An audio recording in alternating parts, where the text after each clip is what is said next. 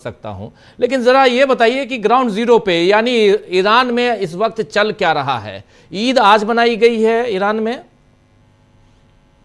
में कल ईद है और वो आज एक दो तरह की ईद है कल ईरान में। एक जी तो जो ईरानी कैलेंडर है उसका पहला दिन है, जी, पहला नवरोज। मंथ कल से स्टार्ट नवरोज होगा। जिसको कहते हैं। और जी नौरोज जिसको कहते जी हैं, और जी। वो दूसरी जो ईद उल फित्र की ईद है जो रमजान के बाद होती है। तो दोनों ईदें हैं, दोनों ईदों की यहाँ पर तैयारियां हो रही हैं, लोग सड़कों पर हैं, लोग मार्केट्स में हैं। और जो जिस तरीके की तैयारी होनी चाहिए वैसे तैयारी है, लेकिन तैयारी के साथ साथ थोड़ा शोक का माहौल भी है, क्योंकि जो लोग इनके लीडर्स पिछले साल ईद में मौजूद थे वो इस बार मौजूद नहीं है। खुसूसन अगर हम बात करें कि यहाँ के सुप्रीम लीडर आयतुल्लाह खामनाई की, तो वो इस बार मौजूद नहीं है। उनके ना होने की वजह से लोगों में शोक भी है, और जितना शोक है उसके साथ साथ जो है यहाँ की जनता ये मांग भी कर रही है कि उनकी शहादत का बदला लिया जाए। आपको मैं एक बात बता दूं कि जो आयतुल्लाह खामनाई थे ये नौरोज के दिन एक तकरीर करते थे मशहद में, हम्म। और उस तकरीर के दिन ये इस साल का नाम डिक्लेयर करते थे कि ये साल कौन सा साल होगा। ठीक है, लेकिन इस बार वो मशहद में हैं, मशहद तो मौजूद है, मशहद में उनकी एक कुर्सी रख दी गई है जिस जगह पे वो आके तकरीर करते थे, लेकिन वो मौजूद नहीं है। तो पब्लिक वो जो हालात हैं, जो माहौल है, वो जो देखती थी, वो इसके सामने इस बार नहीं होगा। तो इसके लिए बहुत ज्यादा शोक में है, और फिर अपने लीडर के इंतकाम की आवाजें यहाँ और बुलंद हो रही हैं। मैं कल यहाँ पर मौजूद था और यहाँ पर मैंने जो तशरीह जनाजे हुई आगा लारी जानी की, तो जी आगा लारी जानी की मैंने वहां पर मैं गया, मैंने शिरकत की, तो मैंने देखा कि पब्लिक में जरा सा भी अफसोस नहीं है। पब्लिक जितना इनके लीडर को मार रहे हैं उतने इनके अंदर आक्रोश आ रहा है, उतनी ये जागृत हो रही हैं। और ये पता नहीं, अभी तक मुझे ये नहीं समझ में आ रहा है कि अमेरिका को ये बात क्यों नहीं समझ में आई कि जो लीडर को मारना, जो आप ये गेम कर रहे हैं, ये बहुत छोटा मोटा गेम है, ये आप मत करें। क्योंकि आप देखें, आपने इसके पहले जो जंग हुई जून में जंग हुई, आपने आके क्रीम लीडर्स को इनके मारने की कोशिश किया। उसके जी। बाद जो मिलिट्री के कमांडर्स थे उनको आपने मार दिया।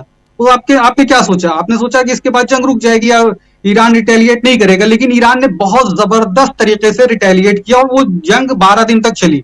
और जंग में फिर सीज फायर की तरफ कौन गया? पहले इसराइल गया। इसराइल गया। इसराइल ने कहा कि जो है वो क्यों, क्योंकि जंग में ये जीत रहा था ईरान। उसके बाद आप देखें कि फिर उसके बाद 12 दिन के बाद जो है वो सीज फायर हुआ। सीज फायर के बाद अब दोबारा जंग हुई, तो दोबारा जंग में भी उन्होंने आके इनके कमांडर्स को मारा। लेकिन क्या आप ये बताइए कि आयतुल्लाह खामनाई के शहादत के बाद जो हमले पहले हुए थे, जब आयतुल्लाह खामनाई जिंदा थे 12 दिन की जंग में, क्या इस बार जो हमले हुए उसमें कोई कमी नहीं, नहीं कोई आई है? कमी नहीं।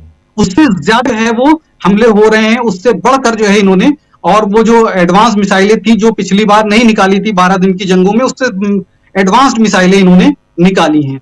और आप देखें कि अली लारीजानी साहब की शहादत हुई, अली लारीजानी साहब की शहादत के बाद इन्होंने उससे बड़ा जो है वो हमला किया है यहाँ पर। तो यहाँ पर जो है ये अगर ये सोचें कि लीडर्स को मारने के बाद जो है वो हम जो है वो ईरान को कमजोर कर देंगे, तो ऐसा नहीं है। जितना लीडर्स को मारा जा रहा है उतना ईरानी कौम जागृत हो रही है, और यहाँ पर जो मुतालबे हैं वो बढ़ रहे हैं कि ये जंग रुकनी नहीं चाहिए। तब तक नहीं रुकेगी ये जंग जब तक हमारे ऊपर दोबारा हमले के चांस न हो।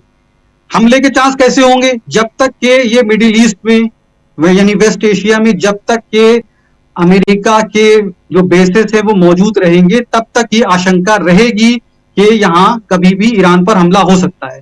क्या करेंगे? ये आएंगे जब ये, अभी देखिए आप कि इस वक्त जो है वो भारी पड़ रहा है ईरान, और जो है वो अमेरिका जो है, आप देख सकते हैं कि किस तरीके से जो हमले हो रहे हैं उसमें ये अमेरिका और इसराइल जो है इस वक्त जो है वो पाइन है, यानी नीचे की तरफ है, और ये ईरान भारी पड़ रहा है इनके ऊपर। तो जब ये कमजोर पड़ रहे हैं और ये भारी पड़ रहे हैं, तो अब ये क्या करेंगे? ये आके सीज फायर के का नारा बुलंद करेंगे कि अब सीज फायर होना चाहिए। ठीक है, उसके बाद फिर क्या करेंगे? फिर थोड़े दिन के बाद आएंगे और अपनी ताकत जमा करेंगे और फिर ईरान पे मारेंगे।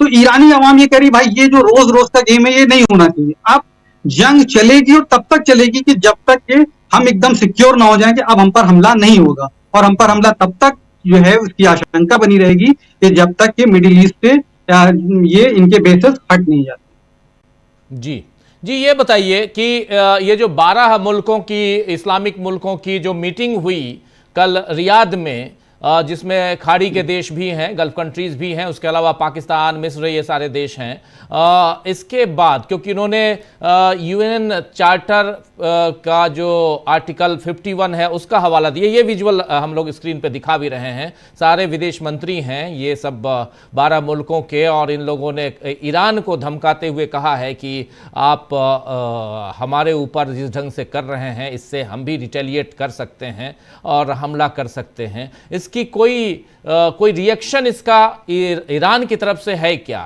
क्योंकि एक तरफ से ईरान ने आज धमका दिया है ब्रिटेन को भी, अभी हम बता भी रहे थे, ब्रिटेन को धमकाया है कि आप अपनी ज़मीन, अगर ज़मीन का इस्तेमाल आप करने के लिए दे रहे हैं तो इसको भी हमारे ऊपर हमला ही माना जाएगा, भले वो वहाँ से अमेरिका आपकी ज़मीन का इस्तेमाल कर रहा हो। तो वैसी स्थिति में, वैसे हालात में ये, क्योंकि इस्लामिक मुल्कों के साथ ईरान अपने आप को काफ़ी सेफ समझता रहा है, दोस्ती प्रगाढ़, दोस्ती बहुत गहरी रही है, ये हम लोग मानते रहे हैं, देखते आए हैं। वैसे में इन लोगों का ये बयान कितना मायने रखता है ईरान के लिए, और ईरान से क्या प्रतिक्रिया आ रही है, क्या रिएक्शन है इस पे, इस पूरे घटनाक्रम पे?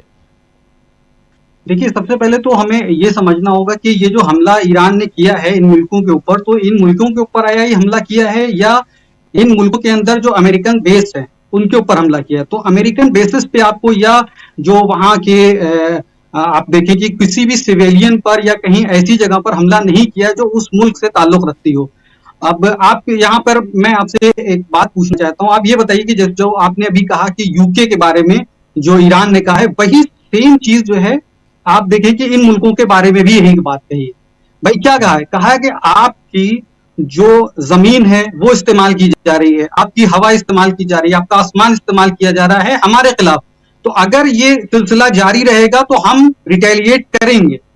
अब आप ये देखिए, और उसके बाद भी यहाँ पे जो यहाँ के फॉरेन मिनिस्टर हैं या यहाँ पे जो यहाँ के जो हमारे वो हैं जो प्रेसिडेंट साहब हैं, उन्होंने भी ये बात कही थी कि भाई मैं जो हमला कर रहा हूँ ये हमला इन मुल्कों पर नहीं है, मैं भाईचारा चाहता हूँ इन मुल्कों के साथ, मैं इन मुल्कों के साथ जैसे मेरे पुराने राब्ते थे वैसे ही राब्ता रखना चाहता हूँ, लेकिन मेरी सिर्फ जो है ये लड़ाई जो है ये इस पे है, मैं जो मेरा हमला है वो इस वजह से है कि मैं ये चाहता हूँ कि यहाँ पर जो इनके बेसिस हैं वो हटें। अब आप ये बताइए, देखिए इस मसले को आप देखिए, ये जो ईरान पर हमला हो रहा है ये इन्हीं के मुमालिक से हो रहा है, ठीक? अब जब ये हमला कर रहे हैं तो इन हमलों में या तो ये तमाम लोगों के रजामंदी से ये हमला हो रहा है, क्या रजामंदी से नहीं हो रहा है? ठीक, अगर ये रजामंदी से हमला हो रहा है तब तो ईरान का रिटेलिएशन करना सही है, बिल्कुल सही है। ठीक, अगर आप उसमें शामिल हैं कि अमेरिका के साथ या इसराइल के साथ आप शामिल हैं और आपकी रजामंदी से हमला हो रहा है, तो जो ईरान कर रहा है बिल्कुल सही कर रहा है, ठीक। और अगर ये आपकी रजामंदी से नहीं हो रहा है तो ये कैसे मुमकिन है कि आप रजामंद ना हो और वो हमला करे? तो इसका मतलब आपका बस नहीं चल रहा है, आप मजबूर हैं।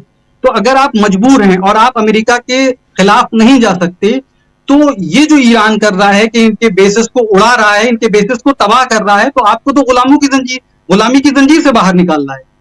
तो ये तो आपके लिए बहुत अच्छी बात हो जाएगी कि आप जिस गुलामी की जंजीर से बाहर नहीं आ सकते, वो गुलामी की जंजीर से ईरान आपको आजाद करा देगा। तो ये जो ईरान का हमला है ये सिर्फ जो है अमेरिकन बेसिस पे है। और अगर अभी आप ईरान के जो हमला है वो है उस पर तो आप लोग एक हो गए, लेकिन आप सब लोग एक उस वक्त क्यों नहीं हुए कि जब इसराइल गजा में बच्चों को मार रहा था, हॉस्पिटल्स में मार रहा था, सिविलियंस को मार रहा था, तब आप सब लोग कहां थे? तब आप सब लोग एक इस तरह की मीटिंग आपने क्यों नहीं किया? और आपने फिलिस्तीनियों को बचाने के लिए क्यों नहीं कहा? आप ये भी कह रहे हैं कि हम ईरान पे जो है वो हमला करेंगे, इस तरह की बात सामने आ रही है। तो क्या आपने इस तरह की कोई मीटिंग बुलाकर उस वक्त कहा था कि हम इसराइल पर हमला करेंगे, इसराइल इस हमले को रोके? तो ईरान का स्टैंड क्लियर है, ईरान अपने जो मुसलमान मुमालिक हैं उनसे वो भाईचारा रखना चाहता है और भाईचारा रखेगा, लेकिन उनका स्टैंड क्लियर है कि जो भी उसकी जमीन से फायदा उठाएगा और हमारे ऊपर हमला करेगा तो हम उसको जवाब देंगे। मतलब ये साफ दिखाई दे रहा है कि अमेरिका परस्ती है, अमेरिका के सामने झुके हुए ये सारे देश नजर आते हैं, सीधे शब्दों में कहा जाए तो, क्योंकि अमेरिका जिसके साथ है उसके साथ हम हैं, और ये पिक्चर अभी क्लियर है, ये कहा जाए। जी, ये पिक्चर क्लियर है कि अगर देखिए, सबसे ज्यादा समझने वाली बात ये कि भाई ये लोग अभी तक आपने देखा कि ईरान पर जो हमला हुआ इन लोगों ने कोई मजम्मत नहीं की। आपने मजम्मत क्यों नहीं की? या तो फिर आप साथ में हैं या तो फिर आप डरते हैं। और अगर आप डरते हैं तो फिर आप जो वो आपके मुल्क में आके कर रहा है वो करके चला जाएगा, आप कुछ नहीं कर पाओगे। तो ये तो ईरान के साथ आपको आ जाना चाहिए इस वक्त कि भाई मैं ईरान के साथ हूं और मैं अपनी फौज को ईरान के साथ भेज रहा हूं और मैं वेस्ट के का मुकाबला करूंगा और इस आजादी को हासिल करूंगा। आपको तो ये कहना चाहिए। जी जी जी, थोड़ा